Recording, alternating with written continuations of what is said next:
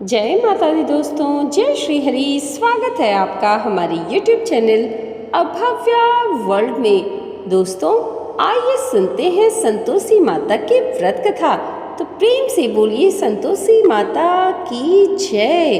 एक बुढ़िया थी, उसके 7 बेटे थे। 6 कमाने वाले थे जबकि एक निकम्मा था। बुढ़िया 6 बेटों की रसोई बनाती, भोजन कराती और उनसे जो कुछ भी जूठन बचती वह 7वें बेटे को दे देती। एक दिन वह अपनी पत्नी से बोलता है, देखो मेरी माँ को मुझ पर कितना प्रेम है।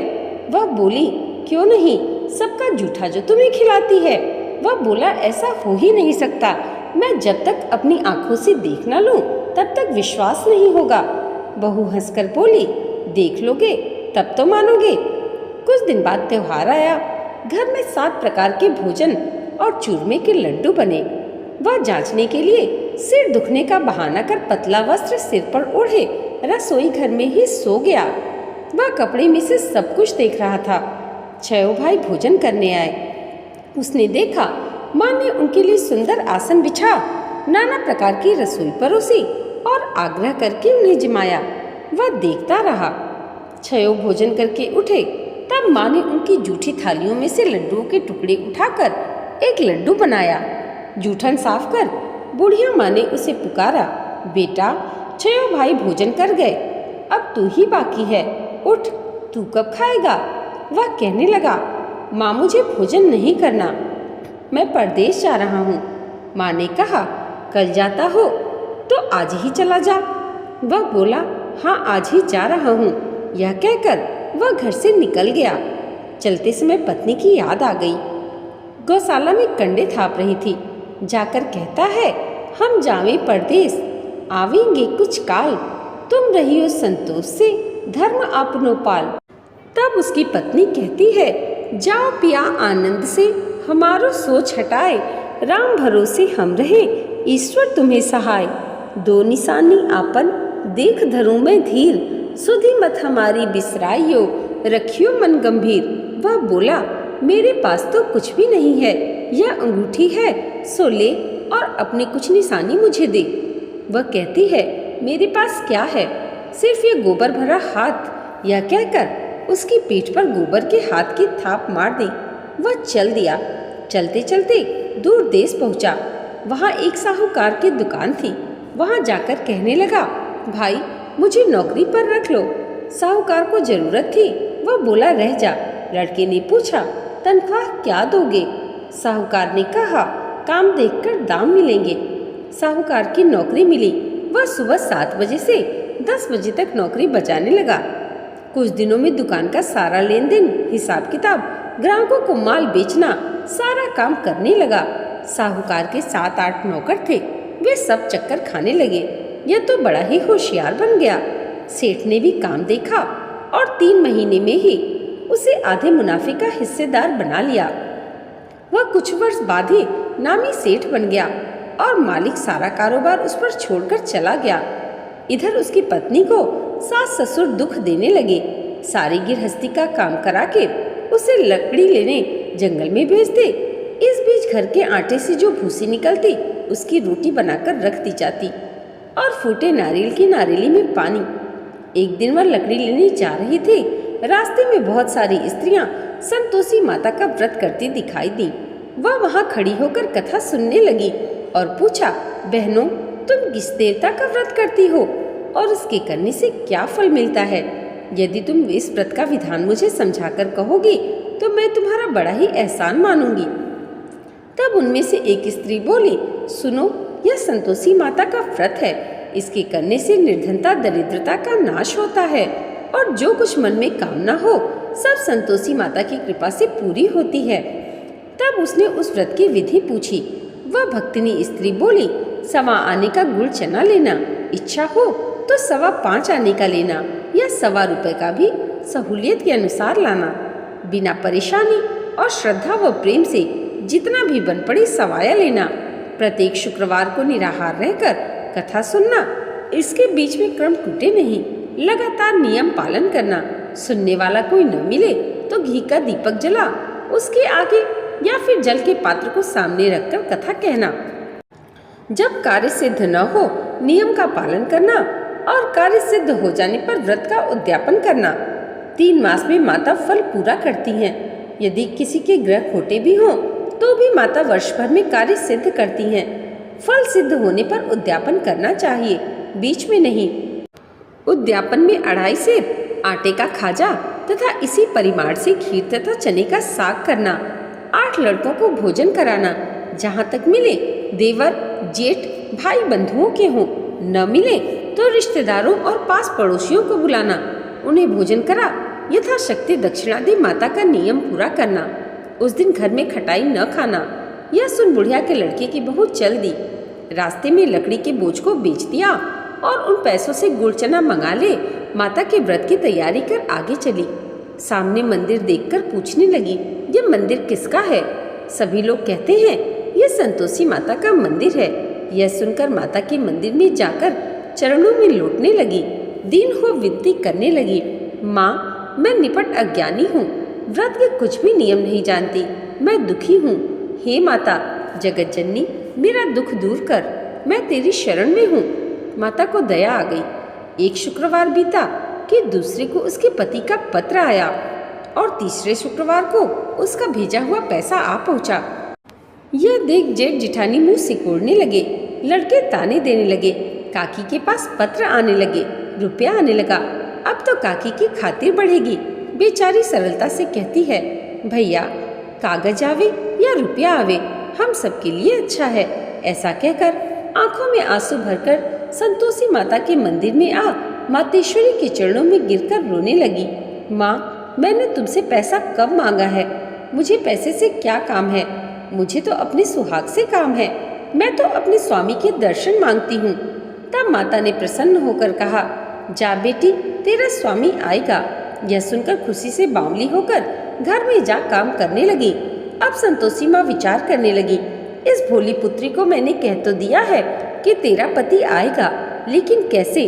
वह तो इसे स्वप्न में भी याद नहीं करता। उसे याद दिलाने को मुझे ही जाना पड़ेगा। इस तरह माताजी उस बुढ़िया के बेटे के पास जा स्वप्न में प्रकट होकर कहने लगी, साहूकार के बेटे सो रहा है या जागता है? वह कहने लगा, माता सोता भी नहीं जागता भी नहीं, कहो क्या आज्ञा है? माँ कहने लगी, तेरे घर बार कुछ है कि नहीं? वह बोला, मेरे पास सब कुछ है, माँ बाप है, बहू है, क्या कमी है? माँ बोली, भोले पुत्र तेरी बहू घोर कष्ट उठा रही है। तेरे माँ बाप उसे परेशानी दे रहे हैं। वह तेरे लिए तरस रही है तो उसकी सुध ले। वह बोला, हाँ माँ ये तो मुझे मालूम है, परंतु जाऊँ तो कैसे? परदेश की बात है, लेन देन का हिसाब नहीं, कोई जाने का रास्ता नहीं आता, कैसे चला जाऊँ? माँ कहने लगी, मेरी बात मान, सवेरे नहा धोकर संतोषी माता का नाम ले, घी का दीपक जला, दंडवत कर दुकान पर जा बैठ। देखते देखते सारा लेन देन चुक जाएगा, जमा का माल बिक जाएगा। सांझ होते होते धन का भारी ढेर लग जाएगा। अब बूढ़ी की बात मानकर वह नहा धोकर संतोषी माता को दंडवत कर घी का दीपक जला दुकान पर जा बैठा। थोड़ी देर में देने वाले रुपया लाने लगे, लेने वाले हिसाब लेने लगे। कोठे में भरे सामान के खरीदार नकद दाम दे सौदा करने लगे। शाम तक धन का भारी ढेर लग गया। मन में माता का नाम ले चमत्कार देख प्रसन्न हो घर ले जाने के लिए गहने कपड़े सामान खरीदने लगा। यहाँ काम से निपट तुरंत घर को रवाना हुआ। उधर उसकी पत्नी जंगल में लकड़ी लेने जाती है। लौटते समय माताजी के मंदिर में विश्राम करती। वह तो उसके प्रतिदिन रुकने का जो स्थान ठहरा। धूल उड़ती देख माता से पूछती है, माता यह धूल कैसे उड़ रही है? माता कहती है, हे पुत्री तेरा पति आ रहा है। अब तू ऐसा कर, लकड़ियों के 3 बोझ बना ले, एक नदी के किनारे रख और दूसरा मेरे मंदिर पर, तीसरा अपने सिर पर। तेरे पति को लकड़ियों का गट्ठर देखकर मोह पैदा होगा। वह यहाँ रुकेगा, नाश्ता पानी खाकर माँ से मिलने जाएगा। तब तू लकड़ियों का बोझ उठाकर जाना और चौक में गट्ठर डालकर जोर से 3 आवाज लगाना, लो सासू जी लकड़ियों का गट्ठर लो, भूसी की रोटी दो, नारियल के खेपड़े में पानी दो। आज मेहमान कौन आया है? माताजी से बहुत अच्छा कहकर वह प्रसन्न मन से लकड़ियों के 3 गट्ठर बनाई। एक नदी के किनारे पर और एक माताजी के मंदिर पर रखा। इतने में मुसाफिर आ पहुंचा। सूखी लकड़ी देख उसकी इच्छा उत्पन्न हुई कि हम यहीं पर विश्राम करें और भोजन बनाकर खा पीकर गांव जाएं। इसी तरह रुककर भोजन बना, विश्राम करके गांव को गया। सबसे प्रेम से मिला। उसी समय सिर पर लकड़ी का गट्ठर लिए वह उतावली सी आती है। लकड़ियों का भारी बोझ आंगन में डालकर जोर से 3 आवाज देती है। लो सासू जी, लकड़ियों का गट्ठर लो, भूसी की रोटी दो, आज मेहमान कौन आया है। यह सुनकर उसकी सास बाहर आकर अपने दिए हुए कष्टों को भुलाने के लिए कहती है, बहू ऐसा क्यों कहती है, तेरा मालिक ही तो आया है। आ बैठ, मीठा भात खा, भोजन कर, कपड़े गहने पहन। उसकी आवाज़ सुन उसका पति बाहर आता है। अंगूठी देखकर व्याकुल हो जाता है। माँ से पूछता है, माँ यह कौन है। माँ बोली, बेटा तेरी बहू है, जब से तू गया है तब से सारे गांव में भटकती फिरती है, घर का कामकाज कुछ करती नहीं, 4 पहर आकर खा जाती है। वह बोला, ठीक है माँ, मैंने इसे भी देखा और तुम्हें भी, अब दूसरे घर की ताली दो, उसमें रहूँगा। माँ बोली, ठीक है, जैसी तेरी मर्जी। तब वह दूसरे मकान की तीसरी मंजिल का कमरा खोल सारा सामान जमाया। एक दिन में राजा के महल जैसा ठाट बाट बन गया। अब क्या था, बहुत सुख भोगने लगी। इतने में शुक्रवार आया। शुक्रवार को वह अपने पति से कहती है, मुझे संतोषी माता के व्रत का उद्यापन करना है। पति बोला, खुशी से कर लो। वह उद्यापन की तैयारी करने लगी। जिठानी के लड़कों को भोजन के लिए कहने गई। उन्होंने मंजूर किया, परंतु पीछे से जिठानी ने अपने बच्चों को सिखाया, देखो भोजन के समय खटाई मांगना, जिससे उसका उद्यापन पूरा न हो। लड़के जीमने आए, खीर खाना पेट भर खाया, परंतु बाद में खाते ही कहने लगे, हमें खटाई दो, खीर खाना हमको नहीं भाता, देखकर अरुचि होती है। वह कहने लगी, भाई खटाई किसी को भी नहीं दी जाएगी, ये तो संतोषी माता का प्रसाद है। लड़के उठ खड़े हुए, बोले, पैसा लाओ। भोली बहू कुछ जानती नहीं थी, उन्हें पैसे दे दिए। लड़के उसी समय हट करके इमली खटाई ले खाने लगे। यह देखकर बहू पर माताजी ने कोप किया। राजा के दूत उसके पति को पकड़ ले गए। जेठ जिठानी मन माने वचन कहने लगे, लूट लूट कर धन इकट्ठा कर लाया था, अब सब मालूम पड़ जाएगा जब जेल की मार खाएगा। बहू से यह सब कुछ सहन नहीं हुआ। रोती हुई माताजी के मंदिर में गई, कहने लगी, हे माता, तुमने क्या किया। हंसाकर अब अपने भक्त को रुलाने लगी। माता बोली, बेटी तूने उद्यापन करके मेरा व्रत भंग किया है। वह कहने लगी, माता मैंने कुछ अपराध किया है, मैंने तो भूल से लड़कों को पैसे दे दिए थे, मुझे क्षमा करो, मैं फिर तुम्हारा उद्यापन करूंगी। माँ बोली, अब गलती से भी कोई गलती मत करना। वह कहती है, अब भूल नहीं होगी, अब बतलाओ वे कैसे आएंगे। माँ बोली, जा पुत्री, तेरा पति तुझे रास्ते में आता हुआ मिलेगा। वह निकली, रास्ते में उसका पति आता हुआ मिला। पूछती है, कहाँ गए थे। वह कहने लगा, इतना धन जो कमाया है उसका कर राजा ने मांगा था, वही भरने गया था। वह प्रसन्न हो बोली, भला हुआ, अब घर को चलो। कुछ दिन बाद फिर शुक्रवार आया। वह बोली, मुझे फिर माता का उद्यापन करना है। पति ने कहा, खुशी खुशी कर लो। बहू फिर जेठ के लड़कों को भोजन के लिए कहने गई। जेठानी ने 1-2 बातें सुनाई और सब लड़कों को सिखाने लगी, तुम सब लोग पहले ही खटाई मांगना। लड़के भोजन से पहले कहने लगे, हमें खीर नहीं खानी, हमारा जी बिगड़ता है, कुछ खटाई खाने को दो। वह बोली, खटाई किसी को भी नहीं दी जाएगी, आना हो तो आओ। वह ब्राह्मण के लड़के लाकर भोजन कराने लगी। यथाशक्ति दक्षिणा की जगह 1-1 फल उन्हें दिया। संतोषी माता प्रसन्न हुई। माता की कृपा होते ही 9वें मास में उसके चंद्रमा के समान सुंदर पुत्र प्राप्त हुआ। पुत्र को पाकर प्रतिदिन माताजी के मंदिर को जाने लगी।